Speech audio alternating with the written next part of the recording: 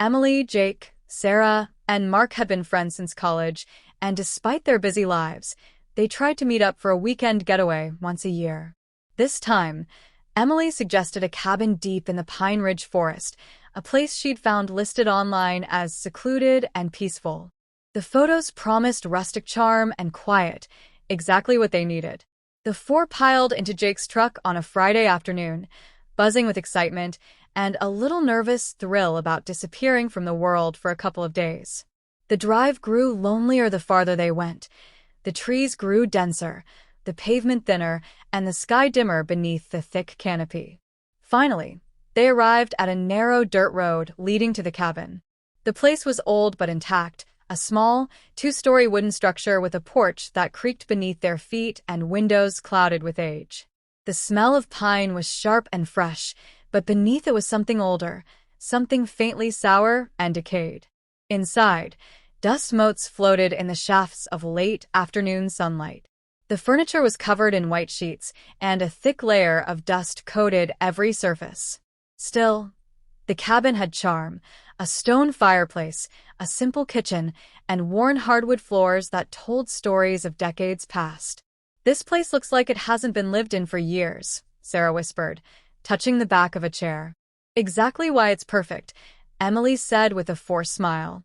"No distractions, no noise, just us and the woods." They unpacked and decided to make a fire before dark. As Jake stacked wood into the fireplace, Mark pulled open a drawer in the old kitchen cabinet. His face paled. "Guys, you need to see this," he said, holding out a leather-bound journal. The cover was cracked and faded. The pages inside were yellowed and brittle.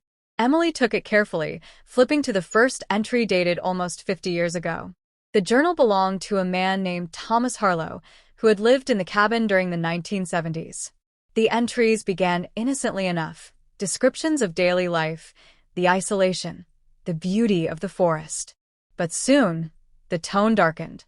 He wrote of strange noises at night, shadows moving just beyond sight, and the feeling of being watched. His last entries were frantic, filled with paranoia and despair. "We should probably put this away," Jake said uneasily.